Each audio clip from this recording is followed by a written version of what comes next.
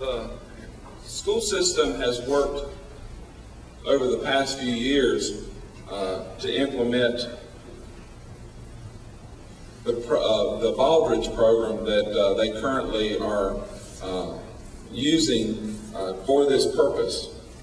And when you look at the program, many of the things in the Baldrige program, which we were told that when we first began the program, are many things that teachers do on an everyday basis. It was things that teachers do in their planning, in their preparation. And so the Baldrige program had some things built into it that were things that teachers did. The problem that we have had with the Baldrige program is that in many cases it overburdens the teachers to the point that you're doing more Baldrige program pieces to it than you are the education parts to it. It's taken so much time away from teachers with their planning, the work that they have to do on a day-to-day basis, that what happens is the Baldrige program becomes the whole package, and teaching becomes secondary to following the Baldrige program. At this point, I don't have an exact outline of a whole program that could be done. I have looked at several different programs over the years, and there are other programs out there. As far as a specific one to get into at this time, there's not enough time to go into that. There's not even enough time to go into explaining the basics of Baldrige. Thank you. Thank you. Mr. Roseman.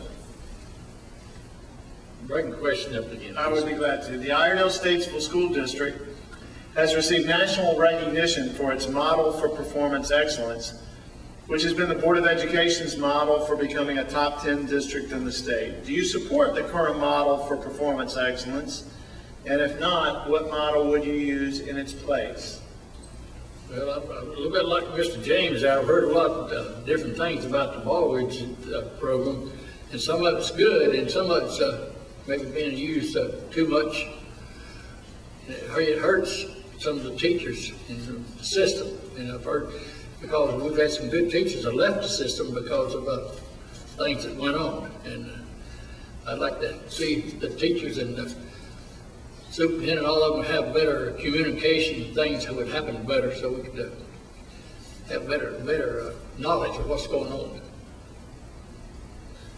Thank you. Mr. Williams? Well, I think that I've gone on record as saying that I have supported the program through the years. One of the things when we first came on the board that we were hearing from the community was that they wanted accountability. One thing that the program has brought to us is accountability, not only to the students, to the teachers, to the all the educators, to the central office, and even to the board. And I think that's one of the reasons why we've been nationally recognized, is because we do have a plan in place to actually look at how we want to see. We know where we want to go, and we have a tool to help us get there. And that's the reason why I think a lot of organizations are looking at us, and a lot of other school systems, nationally and statewide, are starting to look at our program and see that we have success. You know, we hear a lot of negative things about it, but when you look at it overall, it does exactly what we wanted to do. It's successful. Mr. Stewart? The entire concept of Baldrige, you must understand, is not a teaching model. It is an organizational model that creates responsibility and accountability, and it does that. In working inside of the Baldrige system for the past several years, I found myself more and more encumbered by the paperwork that was taking place. A prime example would be, I'm a state assessor for the state writing test in Pearson, and very successful with teaching writing everywhere I've been. But in my writing instruction last year, I was ordered to write down each and every step that I was taking in my deployment plan. You know, going on exactly how this is done. It became so cumbersome that each time I taught a lesson, I wasn't allowed to go back and use the previous one. It was now a different one. Now, the Baldrige model itself has some good concepts. Same concepts we've had ever since the one-room schoolhouse exists. And that's fine.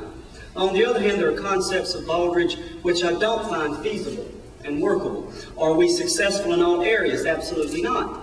Last year I requested from the former director of 21st Century Education that I go to another system in the state using Baldrige since it's successful. Johnston County was the only other system using that, and then was, said, no, that's not a good, we're not going to send you there.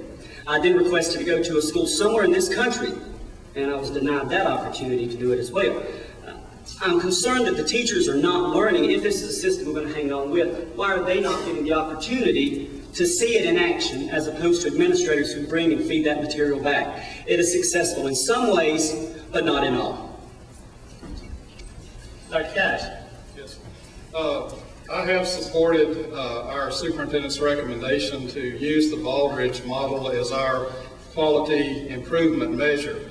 I think that the education of our children is the product that this education industry is producing in the area where our population holds us accountable as a board. I think in all professions and businesses in the area, people are being required to be accountable in the results and in trying to develop a better product and in gaining the most benefit from the dollar put into the system. I think that the Baldrige plan is not perfect. I mean, its implementation has not been perfect because any major change is challenging. I think that we need to continue to adopt the plan. I think we've made progress. When you look at the measures by which we've checked our students and our teachers, and we are improving, the kids are showing improvement. So the model is working. We just need to try to get people on board more with the implementation of it and hopefully make it not feel as much of a burden. And I think we need to continue working toward that.